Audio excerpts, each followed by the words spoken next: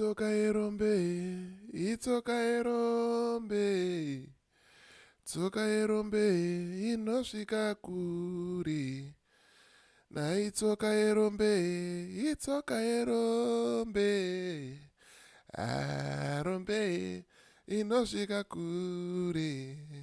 Greetings, and more greetings to you, good people. My name is DJ Holly, and welcome to Point 5 Creative Studios. Chitubu che content, chitubu chisingapwi, chitubu chitonwiwa nemunhu wese, chitubu chakavhenekwa chikaongororwa nana mazvikokota kunzi aiwaka. Chitubu ichi chiri healthy, chiri clean, chakakodzera kunge chichionekwa nemunhu akaita kunge iwewe. That's why you are here today. So if it's your first time here, try your subscribe button and the notification bell so that you don't miss out on any exciting content uploaded. Right, nezuro ndakaita video ramadzibaba masango tichikurukura navo vachituonesa kuti chipostori chinofamba sei, mhando dzemapostori dzakamira sei. Kana usati waona video iri, ndinokukurudzira kuti ona video rendaisa link mudescription handitika. Saka pane ma-exciting and ma-interesting conversations ari kuitika mucomment section.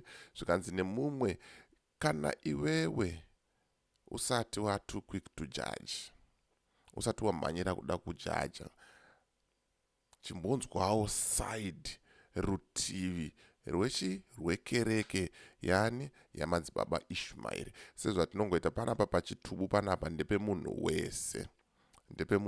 My ideas ese, as long tangona kuti idea iyi ine musoro, tinoenda sei, tinoshanda nayo handitika. Saka ndaonawo clip page reHmetro panganda kuitawo maresearch angu chida kuona kuti zvaimbofamba sei, Chinamato Chavo chakamira sei.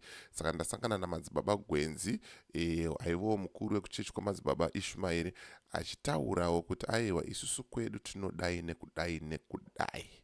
Saka ndo clip randakabata zvamanje. So let me know what you think in comment section kuti unofungei nezviri kutaurwa naMadzibaba Gwenzi, unofungei neChinamato Chavo, unofungei nekuti pfungwa dzako dzakaita sei, dzakakosha panguva ino yanditika.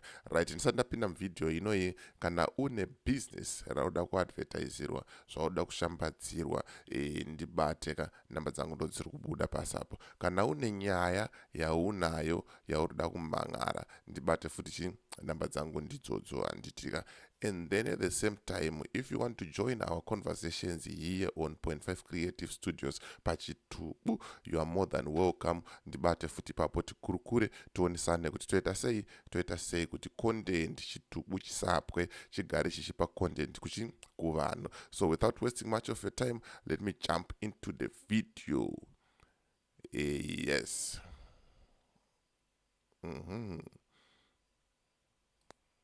Isusu tavatambira nemutsa nokuti hama dzedu idzi vachiuya kuzotiona, ndo zvatakagara tichirequesta nguva dzese.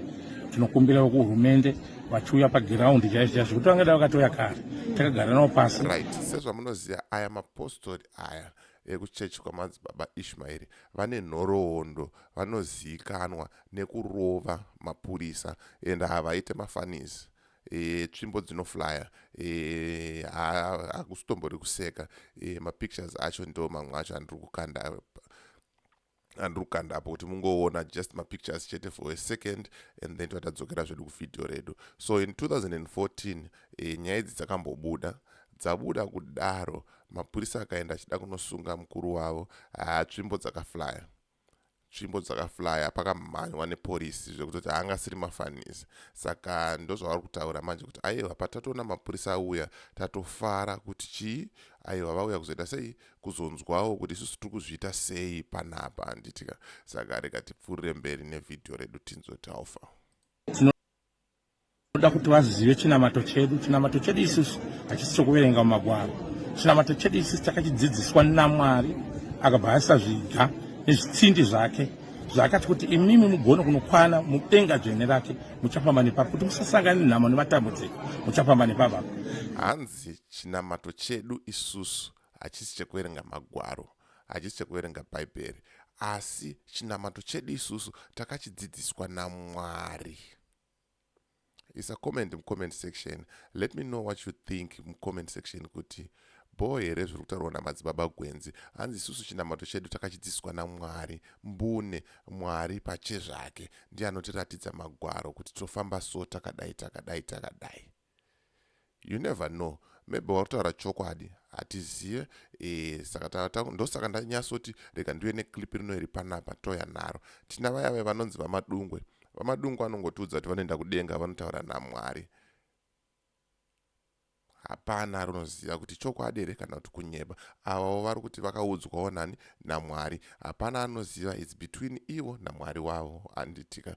Ende munofanira kuziva kuti ana Mwari vakawanda, zvimwari zvakawanda zviriko kunze uko zvinonamatwa anditika. Saka rega tipfuurire kumberi tichinzwa kuti aufa. Isu takanzi vana vedu ava vaende kuzvikoro zvaKesari. Kurati kuzvikoro zvese zvamunoti maformal education zvese hazvidikanwi naMwari, nokuti chinonodzidziswa imomo mukati mechikoro imomo chinopesana nezvido zvaMwari. Mwari isi akatidzidzisa. Hanzi isusu vana vedu vakanzi naMwari havaende kuzvikoro zvaKesari. Saka iwewe zvauri kuita zvekuendesa mwana wako kuchikoro hazvidiwe naMwari. Amenoti vhesi haniri. Ndiri kukumbirawo kuti musatukane mucomment section. Ngatitaurei zvakanaka zvine kunzwanana nekuonesana, nekuti panapa pachitubu ndepekurodzana pfungwa tichionesana taufa. But hanzi hazvidiwe naMwari zvekuendesa vana kuzvikoro. Vakaudzwawo naMwari wavo. Rega tifambe nacho. Mukangoendesa vana kuchikoro kumvura hainayi. Izvo tiri kuona kunze kuri kuomerwa, asi kunoku muri kuzviona kuti mune majambu emvura. Chikango changoendesa vana vechikoro ivava kureva kuti isusu tatsindira kuti mwena kana kuti chitubu chemvura.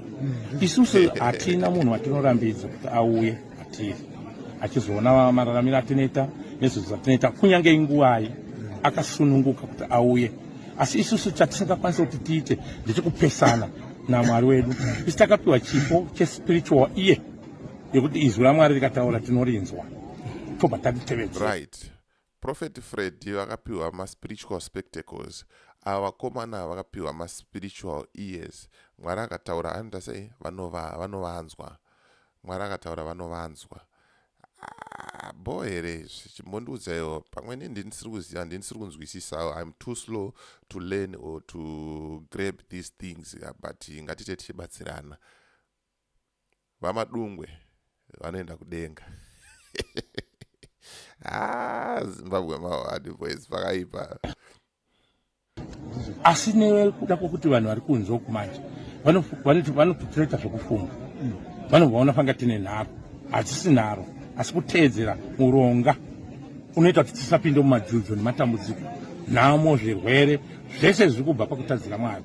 Ezvo kunze uku pane vaiti vanonzwa mweya vakamisidhidha nyika. Izvozvi nyika ikutambudzika. Isu pavauya vatati tifunga kuti vauya zvinokuza Nzoka mashure apa pane powerful point, a very very powerful point. Hanzi kunze uku kune vakamisleada nyika. Right now nyika iri kutambura. Please musataura zvenyu mazita, vanhu vacho muri kuvaziya.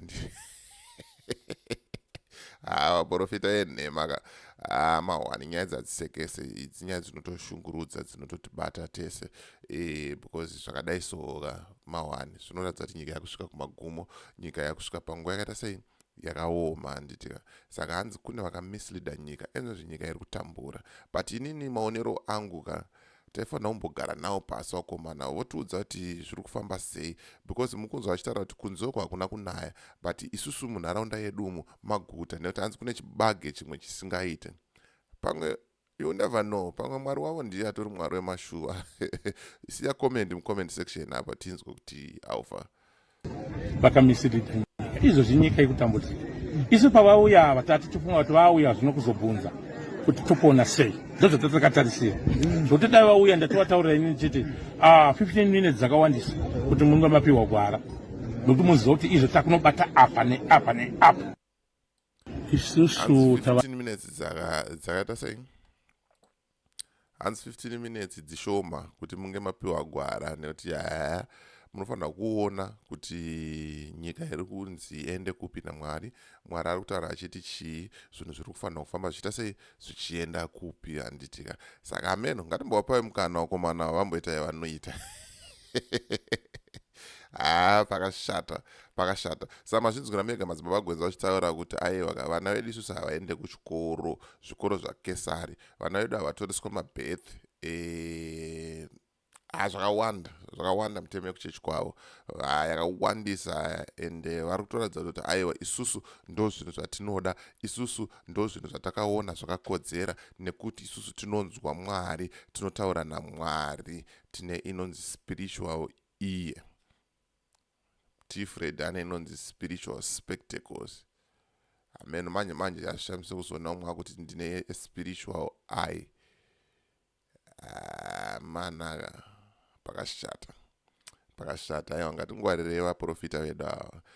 Because Bible rakataura kuti hanzi nemazuva ekupedzisira maprofita enhema achauya, ende achanga achibata basa rakapetwa kupfuura raibatwa naJesu handitika. Murongozviona. Ini ndingonzwa kuda kutomoka boys rangu, musataure mazita. As for me, DJ Holly and the rest of the crew behind the scenes, ndokuti it's bye for now. Ngatisangane muvidhio rinotera. Kune vasati vaona vidhio raMadzibaba Masango vachitaura about chipostori, kuti mudzidziwo, kuti muone kuti zvinofamba sei zvichienda nekupi, bata pinda ada kuti bata ndofunga kuti bata namba dzangu. Enda mudescription ndasiya link imomo, unozvionerawo wega, wonzivawo kuti chipostori chinombofamba sei, mhando dzemapostori dzakamira sei, ende dzakawanda sei handitika, so that pautinouya nenyaya dzakadai so haumhanyire kuda kungotuka kana kushora, unotanga waita sei, waona, wonzwisisa, wozoti okay, zviri kufamba apa zvichienda apa handitika. So as for me, DJ Holly and the rest of the crew behind the scenes, it's bye for now, and thank you for supporting .5 Creative Studios.